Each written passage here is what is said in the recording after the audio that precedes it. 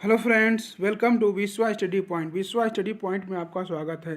आज हम सामान्य ज्ञान के कुछ इंपॉर्टेंट क्वेश्चन देखेंगे जो अक्सर किसी न किसी एग्जाम में पूछे जाते हैं। तो कल जहां से मैंने 16 क्वेश्चन के बाद छोड़ दिया था, वहां से हम स्टार्ट करते हैं और आज अब 32 क्वेश्चन तक जाएंगे। अगर यह वीडियो आपको अच्छे लगे, एक क्वेश्चन आपको अच्छे लगे तो प्लीज़ लाइक एंड सब्सक्राइब। तो आइए चलिए स्टार्ट करते हैं। पहला क्वेश्चन आज का, भारत का सबसे लंबा बांध कौन सा है?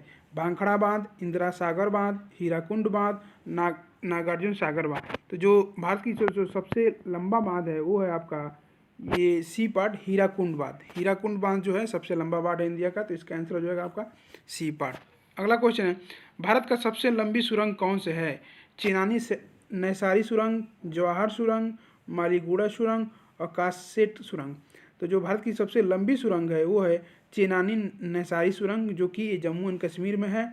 ये सबसे लंबी है अभी की भारत की। तो इसका आंसर जो हो जाएगा आपका क्या हो जाएगा? ए पार्ट, जम्मू कश्मीर में, याद रखेंगे इसको। अगला क्वेश्चन है, भारतीय अर्थव्यवस्था के उदारीकरण का अग्रदूत किसे कहा जाता है? भारतीय अर्थव्यवस्था के उदारीकरण का अग्रदूत किसे कहा जाता है? डॉक्टर मनमोहन सिंह को, पीवी नरसिम्हा राव को, डॉक्टर पी चिदम्बरम को, डॉक्टर विमल जासान को। तो ये जो भारतीय उदारीकरण का अग्रदूत, ये डॉक्टर मनमोहन सिंह को कहा जाता है, जिन्होंने 1991 में इसकी स्टार्ट की थी। तो इसका आंसर जो हो जाएगा आपका ए पार्ट, मनमोहन सिंह। अगला क्वेश्चन है, रामायण जिस युग से संबंधित है उसका युग का क्या नाम है? रामायण जिस युग में है उस युग को क्या बोलते हैं? त्रेता युग, सतयुग, द्वापर और कलयुग। तो उसको हम बोलते हैं त्रेता युग। रामायण युग को हम त्रेता युग बोलते हैं, और कृष्ण जी का जन्म था या महाभारत का जो युग था उसको हम द्वापर युग बोलते हैं। तो इसको याद रखेंगे। इसका तो आंसर हो जाएगा आपका ए पार्ट, त्रेता युग। ये पूछ सकता है कि महाभारत का जिस युग में हुआ था उससे क्या, उसका क्या था, तो उसको हम द्वापर युग बोलते हैं। तो इसका आंसर जो हो जाएगा आपका ए पार्ट। अगला क्वेश्चन है, महर्षि वाल्मीकि का बचपन का नाम क्या था? रत्नाकर, रत्नाभ, रत्नसेन और रत्नेश।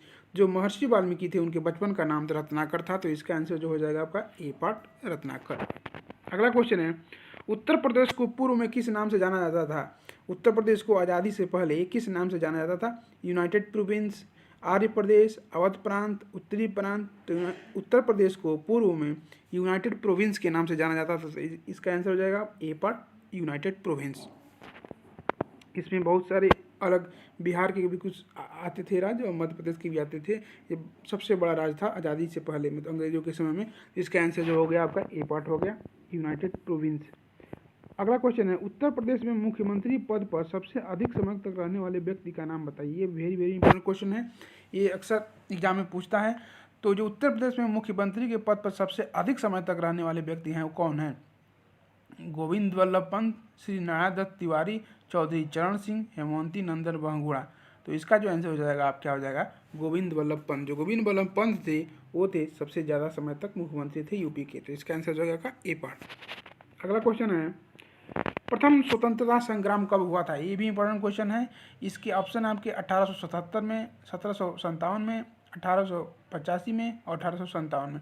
जो प्रथम स्वतंत्रता संग्राम था वो हुआ था आपका 1857 ईस्वी में। तो इसका आंसर जो हो जाएगा आपका ए पार्ट, नहीं D part, sorry D part होगा, 1857 ईस्वी में हुआ था। ये तो याद होगा सबको अक्सर। उत्तर प्रदेश में 1857 की क्रांति का आरंभ किस नगर से हुआ था या किस शहर से हुआ था? जो 1857 की क्रांति की स्टार्टिंग हुई थी वो आरंभ हुआ था किस शहर से हुआ था? उत्तर प्रदेश के मेरठ से, लखनऊ से, इलाहाबाद से और कानपुर से। जो 1857 क्रांति का स्टार्ट हुआ था वो यूपी में मेरठ से हुआ था। तो इसका आंसर जो हो जाएगा आपका बी पार्ट, मेरठ। असम की राजधानी है इसका, हेलो, असम की राजधानी क्या है? ईटानगर, दिसपुर, अगरतला और इसका चौथा ऑप्शन है आइजोल। तो जो असम की राजधानी है वो दिसपुर है। तो इसका जो आंसर हो जाएगा आपका बी पार्ट, दिसपुर। अगला क्वेश्चन है, भारत में कान्हा राष्ट्रीय उद्यान कहाँ स्थित है? असम में, राजस्थान में, मध्य प्रदेश में, उत्तर प्रदेश में।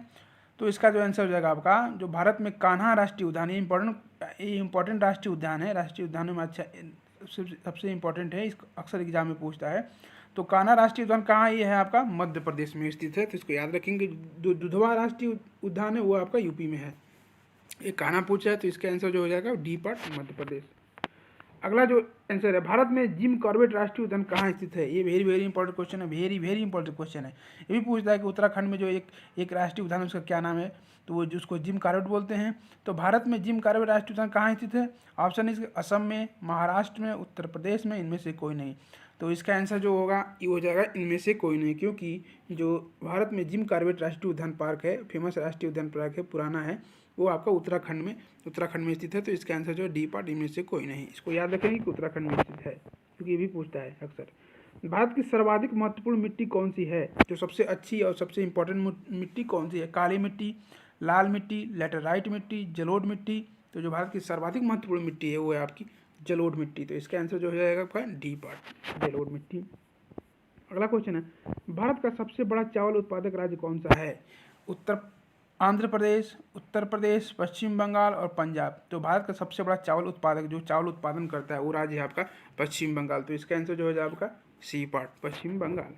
अगला क्वेश्चन है, भारत का सबसे बड़ा सोयाबीन उत्पादक राज्य कौन सा है। उत्तर प्रदेश, मध्य प्रदेश, कर्नाटक और केरल। तो जो भारत का जो सबसे बड़ा सोयाबीन उत्पादन का राज्य है वो आपका मध्य प्रदेश है, क्योंकि मध्य प्रदेश में सबसे ज़्यादा सोयाबीन की खेती होती है। तो इसका आंसर हो जाएगा आपका ए पार्ट, मध्य प्रदेश सबसे बड़ा उत्पादक राज्य है सोयाबीन का। इसका आंसर जो है आपका ए पार्ट। अगला क्वेश्चन है, भारत में सबसे ज़्यादा चाय किस राज्य में पैदा होती है। ये भी वेरी वेरी इंपॉर्टेंट क्वेश्चन है। अक्सर इसमें कन्फ्यूजन रहता है, लोग समझते हैं कि केरल में होता है, महाराष्ट्र में होता है, असम में, किस में होता है। तो इसका जो आंसर हो जाएगा असम में। असम में जो होता है सबसे ज़्यादा चाय का उत्पादन होता है, क्योंकि असम की चाय सबसे अच्छी होती है। तो इसका जो आंसर हो जाएगा आपका असम, क्योंकि भारत में सबसे ज़्यादा चाय की पैदावार असम राज्य में होता है। तो ये इंपॉर्टेंट क्वेश्चन है, इसको याद रखेंगे। इसका आंसर हो जाएगा आपका सी पार्ट।